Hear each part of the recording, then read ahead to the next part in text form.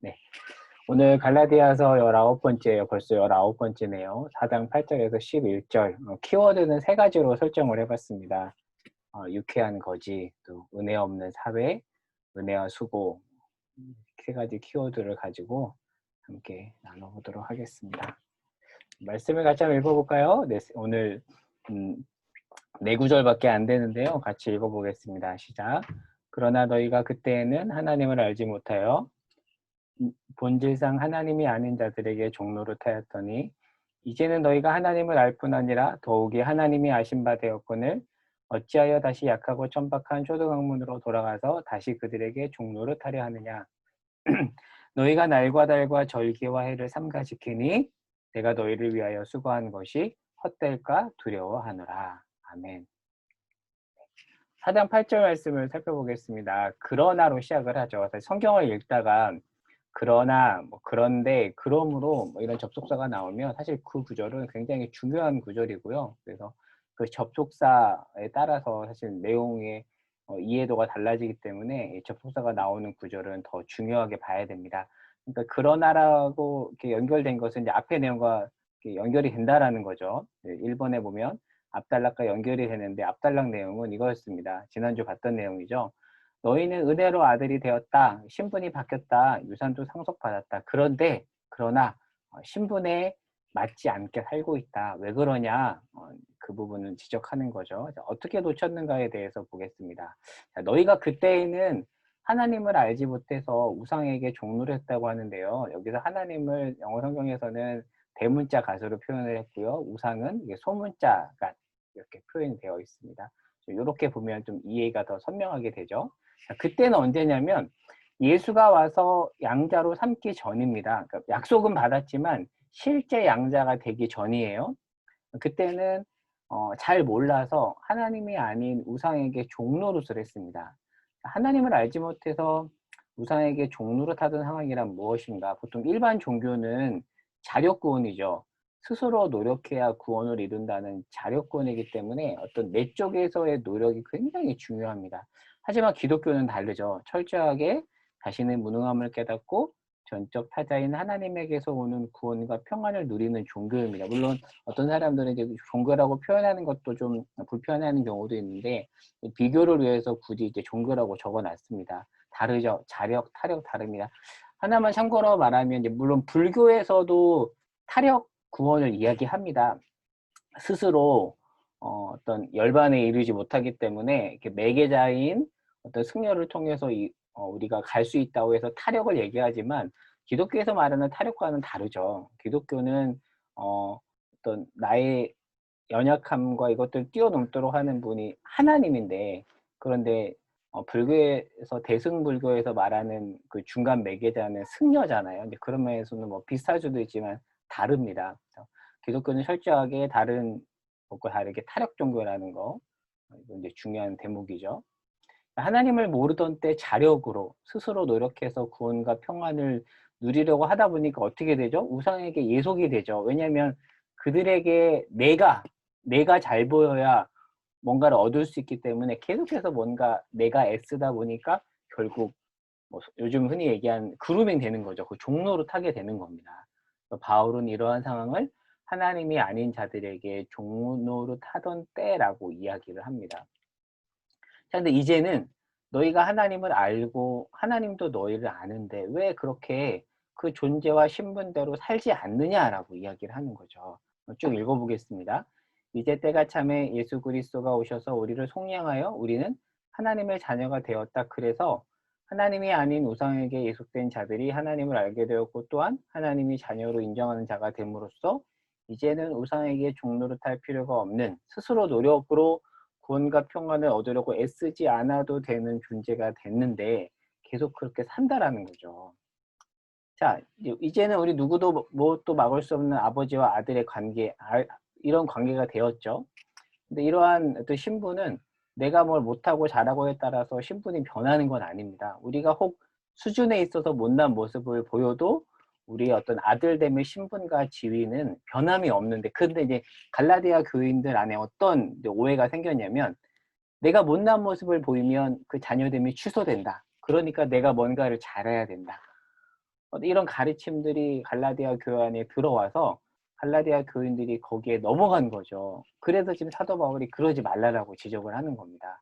여기서 한 가지 참 재미있고 좋은 표현 하나를 한번 익혀보도록 할게요. 들어보셨을지 모르겠어요. 유쾌한 거지라는 표현인데요. C.S. 루이스가 네 가지 사랑이라는 책에서 하는 그런 표현이거든요. 저는 개인적으로 굉장히 좋아하는 표현입니다. 제가 한번 읽어볼게요. 하나님의 은혜는 자신의 궁핍을 결코 완전히는 인정하지 못하는 이러한 혼란스럽고 몽매한 필요를 완전히 어린아이같이 즐겁게 받아들이는 자세, 자신이 전적으로 의존적인 존재임을 기뻐하는 자세로 바꾸어 놓습니다. 보통 우리가 의존적 존재가 되면 자존심 상해하잖아요. 그런데 의존적 존재임을 기뻐한대요. 이를테면 그래서 루이스가 이런 표현을 씁니다. 유쾌한 거지들이 되는 것입니다. 그러니까 우리는 거지인데 의존적이라는 뜻에서 거지인데 불쾌하지 않고 그런 어떤 상태를 유쾌해 한다라는 거죠. 더 읽어볼게요. 자, 선한 사람은 자신의 필요를 증가시켜 놓은 그 죄에 대해서는 유감스럽게만 느끼지는 않습니다. 여러분 어떠세요? 여러분이 죄인이라는 사실 물론 좌절이 되지만 그 죄에 대해서는 오히려 유감스럽게만은 느끼지 않는데요. 왜요? 내가 죄인이기 때문에 나의 한계를 느끼고 아, 나 혼자는 안 되는구나. 하나님이 필요하구나라고 거기까지 가기 때문에 오히려 유쾌하다라는 거죠. 이 C.S. 루이스의 통찰이 이해가 되시나요? 그래서 우리를 향해서 유쾌한 거지들이라고 이야기를 해요. 거진데 유쾌하다라는 거죠. 4번에서 한번 좀 더 볼게요. 우리는 아들 피조물이기에 사실 거지죠. 거지라는 표현이 좀 거슬릴 수 있지만 의존적 존재라는 의미에서 거지라는 겁니다. 그런데 유쾌하다. 밑에 볼게요. 인간은 불완전한 죄인이다. 스스로 죄인됨의 자리를 극복할 수 없다. 극복할 수 있는 방법은 단 하나, 절대자의 도움입니다. 그런데 그 도움 청함을 자존심에 하지 않고 기뻐해요. 왜요? 아들이니까. 아버지의 아들이니까. 루이스의 표현에 따르면 거지이지만 유쾌하다. 왜? 절대 차다이신 하나님과 연합되어 있기에. 내가 의존적 존재라는 사실이 자존심 상하나요? 그럴 필요가 없다고 생각하나요? 이는 아들됨의 지위를 놓치고 살아가는 삶이라는 거죠. 하나만 참고로 얘기하면요. C.S. 루이스 활동하시는 정인영 선생님이라고 하세요. 개인적으로도 아시는 초등학교 선생님이신데 이분이 C.S. 루이스를 너무 좋아해서 동두천으로 이렇게 발령이 나면서 집을 지으셨는데 C.S. 루이스와 관련된 걸로 다 집을 이렇게 꾸미고 하셨어요. 근데 집의 이름을 뭐라고 지으셨냐면 이분이 쾌걸가라고 지으셨어요. 한번 초대를 했는데 저는 안타깝게도 아직 가지는 못했어요. 근데 이분이 세바시에도 나왔거든요. 한번 나중에 기회 되시면 주중에 세바시 영상 정인영 선생님 치고 나니아 연대기로 국어 수업을 한다고 라고 검색하면 정인영 선생님의 세바시 15분 영상 볼 수 있거든요. 루이스 전문가세요. 근데 이분이 지은 그 집의 이름이 쾌걸가예요. 쾌걸가. 유쾌한 거지의 집이라는 뜻이죠. 참, 이 표현을 참 좋아하시고 저도 개인적으로 좋아하는데 유쾌한 거지라는 표현을 가지고 이렇게 또 집을 짓고 사시는 분이 있구나라는 거 그냥 참고로 알면 좋을 것 같아서 한번 소개해봤습니다. 4장 9절로 이제 넘어가 볼게요. 자, 다시 약하고 천박한 초등학문으로 돌아가서 우상에게 종로로 타냐. 앞의 내용과 연결되죠. 아까 했던 내용인데 한번 정리해보면서 설명해 볼게요. 갈라디아 교회는 바울의 2차 전쟁 때 세워진 교회죠. 은혜로 구원받는다는 교리를 잘 받아들였어요. 그런데 문제는 그 교회 안에 유대주의적 선동가들이 들어와서 아니야. 은혜가 아니야. 너네가 뭔가를 잘해야지만이 구원받을 수 있어 라는 가르침을 누군가가 전했고 거기에 교인들 역시 넘어갔다라는 거죠. 그들을 향해 왜 자력구원을 외치는 1차 원리에 다시 넘어갔느냐라고 책망하는 것이 바로 이 9절 말씀입니다. 사실 이제 이 초등학문은 일종의 1차 원리라고 할 수 있겠죠. 자력구원을 말하는 1차 원리라고 볼 수 있습니다. 초등학문에 대해서는 지난주에 내용을 설명했으니까 그냥 넘어가도록 하겠고요. 그리고 날과 달과 절기와 해를 지킨다라는 내용은 구약의 의식법을 가리키는 건데요. 오늘 얘기하기는 사실 내용 굉장히 좀 복잡하고 설명이 많이 필요한 부분이어서 다음번에 한번 구약 율법의 세 가지 성격을 살피면서 한번 이야기를 해볼게요. 구약 율법을 어떤 도덕법, 의식법, 시민법 이렇게 세 가지로 나누거든요. 그래서 그 부분은 나중에 한번 공부해 보도록 하겠습니다. 오늘 예고편으로 이렇게만 간단하게 설명드리고요. 오늘은 좀 이 내용을 같이 읽고 좀 생각해 보는 시간을 가지려고 해요. 갈라디아 교회는 왜 율법주의에 쉽게 빨리 넘어갔는가? 예전에 한번 간단하게 정리한 글인데 제가 한번 찬찬히 한번 읽어보겠습니다. 여러분 혹시 데이비 시멘즈라는 사람 들어보셨나요? 저는 이 사람이 쓴 책 중에서 이런 책이 있어요. 탓이라는 책이 있거든요. 그 책을 통해서 이분을 알게 됐는데 유명한 상담학자죠. 데이비 시멘즈는 복음주의적 그리스도인들이 겪는 정서적 문제의 주요 원인 중에 하나로 무조건적 은혜와 용서를 깨닫고 받아들이지 못하는 것이라고 지적을 합니다. 아래로 보겠습니다. 인간의 본성은 보상과 형벌의 원칙에 익숙해 있다. 잘하면 상 받고 못하면 벌을 당연히 받아야 한다고 생각하여 못했는데 상을 받으면 수긍하지 못한다. 그래서 그리스도인도 은혜로 시작하였다가도 다시 일상으로 돌아가면 은혜의 원리보다는 인과응보적인 율법주의 원리로 살아간다. 이렇게 본다면 율법주의는 인간 본성에 가장 부합한다. 자, 여러분 공감이 되세요? 자, 아래는 필립 얀시의 놀라운 하나님의 은혜를 참고한 박총이라는 분의 글에서 제가 발췌한 내용인데요. 아주 재미있는 통찰이 담겨 있습니다. 제가 한번 읽어볼게요. 이제 박총 씨의 글이에요. 자, 일본에 대한 설명입니다. 일본인은 세계에서 가장 예의 바르고 누구 하나 공중도덕을 어기지 않는 사람들이 알려 있지만 이 역시 국민성이 본래 다른 나라보다 더 뛰어나서가 아니다. 일본은 전통적인 전체주의적 사고방식으로 인해 개인이 전체에 폐를 끼치면 절대 안 된다는 인식이 강하고 가정이든 회사든 자신이 속한 집단의 명예를 해친 사람들은 은근의 이지매를 당하기 때문에 남의 눈을 거스르는 행동을 하기가 굉장히 어렵다. 휴지 하나 없이 깨끗한 일본의 거리를 보면서 그들의 도덕성에 감탄할 것이 아니라 거기에 스며든 전체주의적 억압을 볼 필요가 있다. 유럽에서 가장 윤리적이라는 독일이 일본처럼 파시즘의 역사를 갖고 있는 것은 결코 우연이 아니다. 필립 얀시는 놀라운 하나님의 은혜에서 처자식을 둔 한 일본 남자가 교도소 출감 이후 자살한 이야기를 전한다. 볼게요.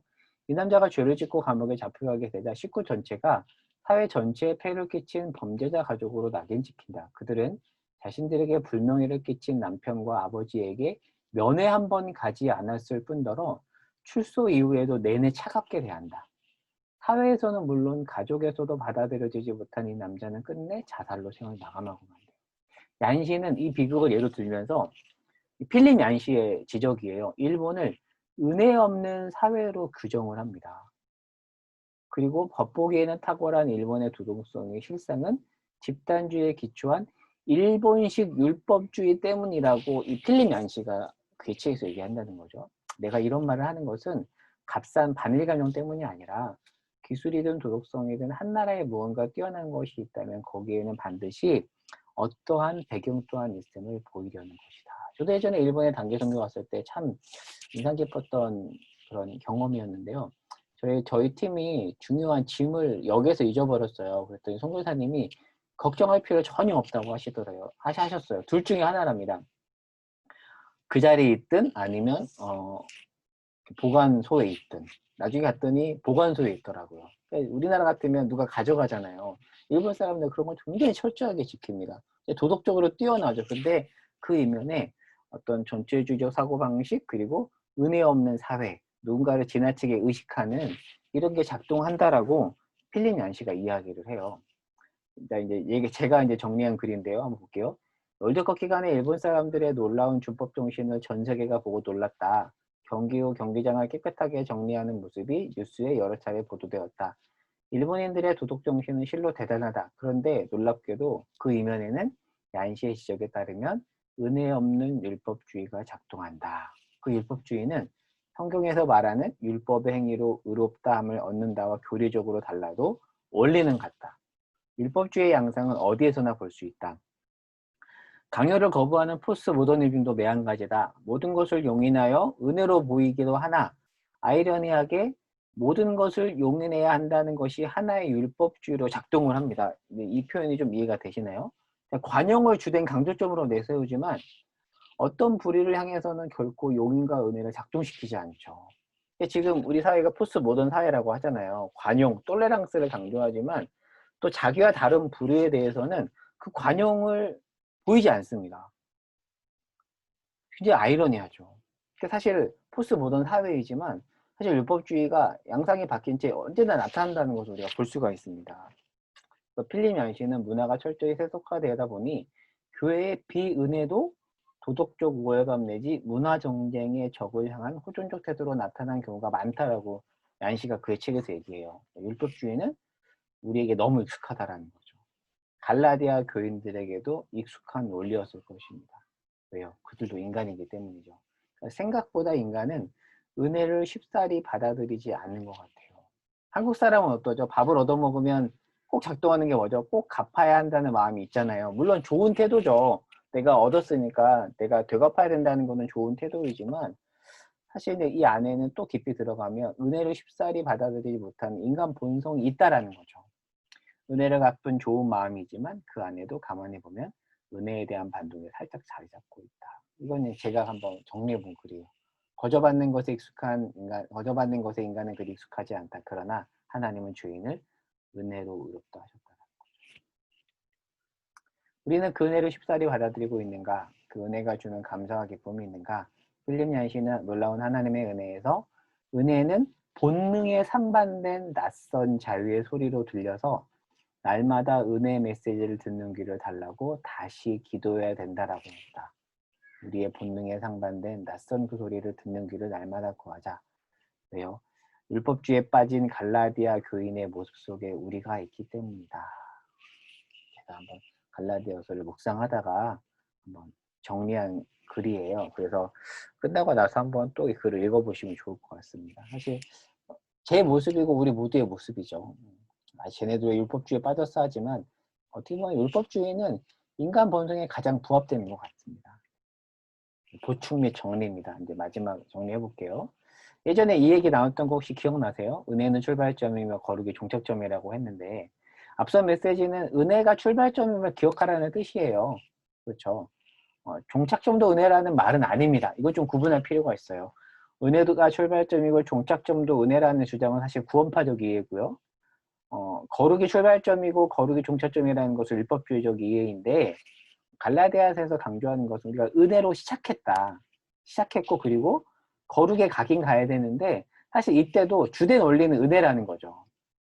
이게 상당히 중요한 표현입니다. 그러니까 모든 게 다 은혜, 뭐 아무렇게나 해도 돼 그런 차원이 아니라 시작은 은혜이고 결국 거룩에 가야 되는데 그때도 좀 주된 원리는 은혜라는 거 이렇게 한번 정리해 봤습니다. 하나님 나라와 교회에 작동해야 될 저는 1차 원리는 은혜라고 생각해요. 은혜. 근데 이제 이런 부작용이 나오잖아요. 방종이 나오잖아요. 근데 은혜를 제대로 이해하면 방종은 나올 수 없습니다. 로마서에서도 말하죠. 은혜를 더하게 하려고 죄에 거하겠느냐? 어떤 번역본에서는 절대 그럴 수 없다라고 얘기해요. 절대 그럴 수 없다고 말합니다. 은혜? 그래 좋아. 그럼 나 맘대로 살아도 되겠네? 그런 사람은 은혜를 제대로 이해한 게 아니라는 거죠. 은혜를 제대로 이해하고 그 위에 거룩을 추구하는 삶, 우리가 지향해야 되는 삶입니다. 그러한 사람을 거룩을 추구하면서도 타인을 정죄하거나 그리고 자기 자랑을 하지 않습니다. 옳지 않을 때 주께서 옳게 하셨음을 알고 옳지 않은 자를 위해 자신의 옳음을 멋지게 사용하는 자이죠. 제가 이번 주에 이거 준비하면서 어저께인가 묵상하는데 연결되는 것 같아서 그 내용을 제가 한번 가져와 봤거든요. 고린도전서 15장에 보니까 사도 바울이 이렇게 표현해요. 나는 나의 나된 것은 하나님의 은혜로 됐다라고 해요. 근데 내가 하나님의 은혜로 이렇게 됐는데 내가 모든 사도보다 더 많이 수고했대요. 그러니까 사실 은혜와 나의 수고는 연결되지 않을 수 있잖아요. 내가 하나님의 은혜로 하나님의 자녀가 되었고 모든 게 다 은혜예요. 은혜니까 아이 내 맘대로 해도 돼가 아니라 은혜로 됐으니까 오히려 내가 모든 사도보다 더 많이 수고했다고. 이게 참 저는 인상 깊었어요. ESV 스터디 바이블이 이렇게 설명하더라고요. 바울은 자기 자신이 박해하는 자에서 이방인의 사도로 바뀐 것을 값없고 전적으로 과분한 하나님의 선물로 여겼지만 하나님의 은혜는 바울의 수고를 이끌어냈으므로 수동성으로 이어지진 않았다. 참 저는 이 표현이 참 좋았어요. 우리가 은혜로 구원받는 것을 제대로 이해하면 모든 게 은혜라고 고백하지만 우리 삶에서는 그 은혜에 대한 반응으로 누군가에게 보이게 하는 것이 아니라 하나님을 향한 수고, 방종으로 나타난다라는 거죠. 물론 이것은 강요할 수 없습니다. 자연스럽게 나와야 되는 거예요. 그러니까 은혜와 방종은 연결될 수 없다. 이런 내용으로 정리해 볼 수가 있겠죠. 매일 성경 해설을 볼게요. 마지막 컷이에요. 9에서 11절 바울은 하나님의 은혜를 헛되게 하지 않으려 더 많이 수고합니다. 그 애를 받게 하던 자신을 사도로 불러주신 것은 그가 감당 못할 은혜입니다. 그래서 다른 어떤 사도보다 수고했고 그 결과 그가 가는 곳마다 교회가 세워졌습니다. 지금 편지하는 고린도 교회도 그중 하나입니다. 바울은 이 모든 일이 하나님이 그와 함께 하신 은혜의 결과라고 고백합니다. 제가 이런 문장을 적어봤어요. 은혜 받은 자 수고한다. 그래서 제가 어제 하루 적용해 보였냐면 나는 정말 은혜 받은 자다. 그러면 내가 오늘 하루 어떻게 해야 되는가? 수고하자. 내게 맡겨진 현실 속에서 그 은혜에 대한 반응으로 수고하자. 감사함으로 수고하자. 제가 이렇게 적용을 했거든요. 물론 그 수고를 자기 자신의 자랑으로 삼거나 자기 힘으로 수고했다고 하진 않아요. 물론 이제 이 수고를 하다 보면 또 부작용이 생기죠. 나는 수고하는데 쟤는 왜 저래? 이거 수고하지 않는 자들을 위해서 정죄하는 뭐 사실 저의 모습인데요. 은혜 받은 자는 수고하고 그 수고를 당연하게 여기고 그 수고의 동인도 은혜를 여긴다라는 거죠. 제가 이틀 전과 어제 이렇게 많이 묵상했던 내용입니다. 속으로 나눈 질문 두 가지입니다.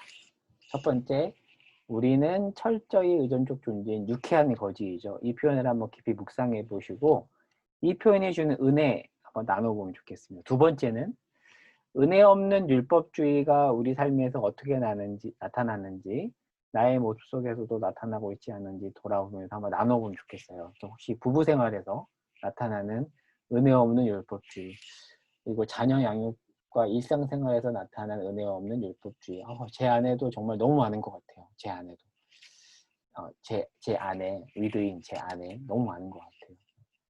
한번 우리 자신을 돌아보면 다른 사람 말고 우리 자신을 돌아보면서 우리 삶에 나타나 있는 본성에 가까운 이 은혜 없는 율법주의를 한번 돌아보고 우리가 어떻게 하면 좋을지에 대해서도 한번 생각해 보도록 하겠습니다. 네. 여기까지 다 나눴고요. 네.